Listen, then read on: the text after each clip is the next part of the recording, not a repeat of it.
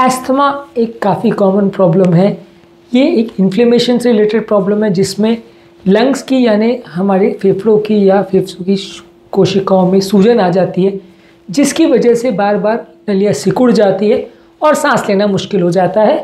इस बीमारियों में वैसे ज़्यादातर लोगों को दवाइयों पर, इनहेलर्स पर ज़िंदगी बितानी पड़ती है, लेकिन इस मामले में कुछ इंपॉर्टेंट खाद्य पदार्थ भी हैं जिससे बीमारी पर सिग्निफिकेंट इन्फ्लुएंस पड़ता है। तो आज हम बात करेंगे इस बीमारी से निपटने के लिए कौन कौन से खाद्य पदार्थों से आपको फ़ायदा मिलेगा और क्यों, आज इस पर चर्चा करेंगे। टॉपिक पर जाने से पहले जो लोग हमारे चैनल पर नए हैं उन्हें रिक्वेस्ट करूँ कि चैनल को सब्सक्राइब करें, वीडियोस को लाइक करें, शेयर करें, फॉलो करें, कमेंट करें, पूरा देखें। कोई भी खाद्य पदार्थ जिससे शरीर का इन्फ्लेमेशन यानी सूजन अगर कम होती है, बॉडी में एलर्जिक रिएक्शंस होने का चांस कम होता है, तो वो अस्थमा वाले पेशेंट्स के लिए अच्छा है। इस मामले में ओमेगा 3 फैटी एसिड्स आपके लिए अच्छे माने जाते हैं। इसमें अलग अलग तरह के नट्स हैं, जैसे कि वॉलनट्स है या बादाम है, सोयाबीन है, फ्लैक्स सीड्स है, शिया सीड्स है और फैटी फिशेज है जैसे सैल्मन, मैकरेल, ट्यूना फिश है। ये सारी फिशेज़ में ओमेगा 3 फैटी एसिड का कंटेंट अच्छा होता है और ये आपके अस्थमा वाले पेशेंट्स के लिए अच्छा है क्योंकि शरीर में इन्फ्लेमेशन या सूजन को कम करने में मदद करता है। इसके अलावा कई ऐसे फ्रूट्स और सब्जियां ऐसी है जिसमें एंटीऑक्सीडेंट्स, एंटी इन्फ्लेमेटरी तत्व ज़्यादा होते हैं, विटामिन ई और विटामिन सी अच्छा होता है। तो ये सारी सब्जियों और फलों को अस्थमा वाले पेशेंट्स के लिए अच्छा माना जाता है, तो उन्हें ज़्यादा मात्रा में प्रयोग करना चाहिए। इस मामले में बेरीज जैसे ब्लूबेरी, स्ट्रॉबेरी, रास्पबेरी को अच्छा माना जाता है। सिट्रस फ्रूट्स जैसे संतरा, मौसमी, नींबू, ग्रेप फ्रूट को अच्छा माना जाता है। एप्पल्स अच्छे हैं, स्पिनाच यानी पालक अच्छा है, केल भी एक हरी साग है, ये भी अच्छा है। ब्रोकोली को इसमें अच्छा माना जाता है, इसमें भी काफ़ी एंटीऑक्सीडेंट और एंटी इन्फ्लेमेटरी तत्व होते हैं। इसके अलावा बेल पेपर्स यानी शिमला मिर्च अच्छी है। स्वीट पोटैटोज यानी शकरकंद को अच्छा माना जाता है और टमाटर को भी अस्थमा पेशेंट्स के लिए अच्छा माना जाता है। तो इन खाद्य पदार्थों को आप ज़्यादा मात्रा में यदि प्रयोग करते हैं तो अस्थमा के अटैक्स आने का चांस कुछ हद तक कम हो सकता है। इसके अलावा मैग्नीशियम से भरे खाद्य पदार्थ है जो आपकी श्वास कोशिकाओं की मसल्स को रिलैक्स करने में मदद करते हैं, इनको प्रयोग करना चाहिए। ये नट्स जैसे बादाम, काजू, मूंगफली में ज़्यादा मिलते हैं और कुछ सीड्स जैसे कद्दू के सीड्स यानी पम्पकिन सीड्स और सनफ्लावर सीड्स में भी मिलते हैं। हरी साग सब्जी में मिलते हैं, होल ग्रेन्स में मिलते हैं और दालें और चनों में भी रहते हैं। तो ये भी अच्छे माने गए उन लोगों के लिए जिनको अस्थमा का प्रॉब्लम है। मैग्नीशियम वाले फूड प्रोडक्ट्स आपको ज़्यादा खाना चाहिए, इससे अस्थमा के अटैक्स का होने का चांस कुछ कम होगा। इसके अलावा जो खाद्य पदार्थों में विटामिन डी होता है, जैसे दूध है, अंडे का पीला पोर्शन है या कुछ सीरियल्स है जिसमें ऊपर से विटामिन डी डाला जाता है, ये अस्थमा के पेशेंट्स के लिए अच्छा माना जाता है। गार्लिक और लहसुन में भी कुछ एंटी इन्फ्लेमेटरी तत्व होते हैं जो कि अस्थमा के पेशेंट्स और आपकी श्वास कोशिकाओं की हेल्थ के लिए अच्छे माने जाते हैं, इनको भी आपको ज़्यादा मात्रा में लेना चाहिए। इसी तरह से अदरक भी अस्थमा के पेशेंट्स के लिए अच्छा माना गया है, इसमें भी कुछ एंटी इन्फ्लेमेटरी तत्व होते हैं, तो ये भी आपके लिए अच्छे माने गए। जिनको अस्थमा का प्रॉब्लम बार बार होता है वो अदरक वाली चाय या अदरक को अचार के फॉर्म में किसी और फॉर्म में ले सकते हैं।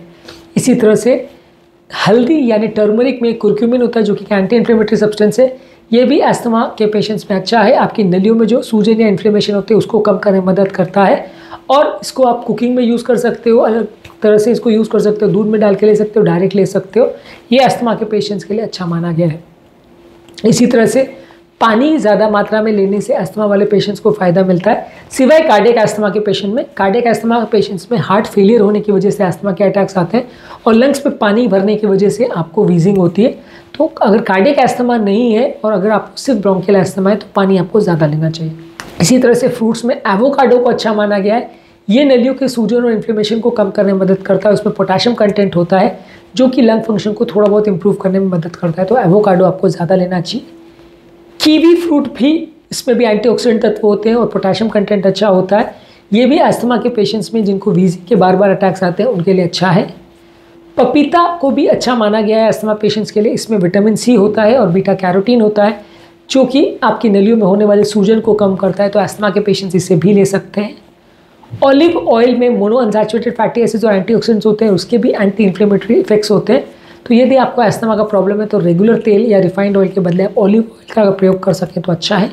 ऑलिव ऑयल में थोड़ा प्रॉब्लम ये होता है कि इसका स्मेल ज़्यादातर लोगों को पसंद नहीं आता है, तो अगर आप इसको यूज़ कर सकें, आपको स्मेल ठीक लगता है तो आप इसका प्रयोग कर सकते हैं।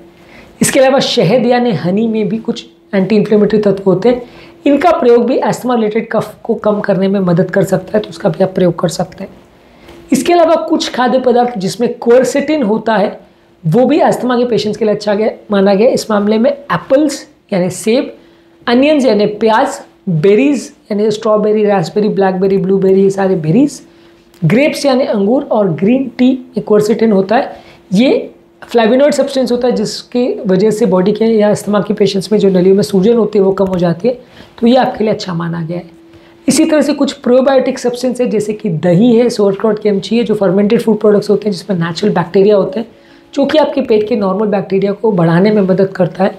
ये शरीर के इन्फ्लेमेशन को या सूजन को कम करने में मदद करता है, तो अस्थमा के पेशेंट्स के लिए अच्छा है। इसी तरह से हर्बल चाय यानी शैमोमाइल टी, लिकोराइस की रूट की चाय और पेपरमिंट की चाय, ये भी काफ़ी एंटी इन्फ्लेमेटरी तत्व देती है, तो भी अस्थमा के पेशेंट्स के लिए अच्छी मानी गई है। जिनको भी अस्थमा का प्रॉब्लम है वो इस तरह की हर्बल चाय ले सकते हैं। इसी तरह से होल ग्रेन्स में oats, barley, quinoa, brown rice, इसमें काफ़ी फाइबर और मैग्नीशियम कंटेंट होता है जो कि अस्थमा के पेशेंट्स के लिए और आपकी श्वास की नलियों की हेल्थ के लिए अच्छा माना गया है। और लास्ट में है डार्क चॉकलेट जिसमें कोको कंटेंट लगभग 70% से ज़्यादा होता है। इसमें भी एंटी इन्फ्लेमेटरी और एंटीऑक्सीडेंट तत्व होते हैं। इसको भी अगर सीमित मात्रा में लिया जाए तो अस्थमा के पेशेंट्स के लिए ज़्यादा अच्छा है। बहुत ज़्यादा मात्रा में लेते हैं तो ये आपको नुकसान कर सकता है क्योंकि इससे वजन बढ़ सकता है और आपको श्वास की तकलीफ कम होने के बदले उल्टा बढ़ सकती है। तो चॉकलेट को अगर सीमित मात्रा में लेते हैं, डार्क चॉकलेट को, तो ये अच्छा है। तो आज के टॉपिक में हमने बात करी कौन कौन से खाद्य पदार्थ हैं जो अस्थमा के पेशेंट्स के लिए अच्छे माने गए, जिनका ज़्यादा मात्रा में प्रयोग करना अस्थमा के पेशेंट्स को फ़ायदा पहुंचाएगा। नलियों में या श्वास कोशिकाओं में होने वाले सूजन या इन्फ्लेमेशन को ये कम करने में मदद करते हैं, इसलिए ये खाद्य पदार्थों का अस्थमा पेशेंट्स को ज़्यादा प्रेफर करना चाहिए। कौन कौन से खाद्य पदार्थ उनके लिए बुरे हैं या नुकसान करते हैं उस पर हमने एक सेपरेट वीडियो किया है। इनहेलर को कैसे यूज़ करना है इस पर हमने सेपरेट वीडियो किया है, ये हमारे चैनल पर आप चेकआउट कर सकते हैं। उम्मीद करूँगा कि आज के टॉपिक में कुछ नई बातें जानने को मिली होगी। जो लोग हमारे चैनल पर नए हैं उन्हें रिक्वेस्ट करूँगा कि चैनल को सब्सक्राइब करें, वीडियोज़ को लाइक करें, शेयर करें, फॉलो करें, कमेंट करें, पूरा देखें।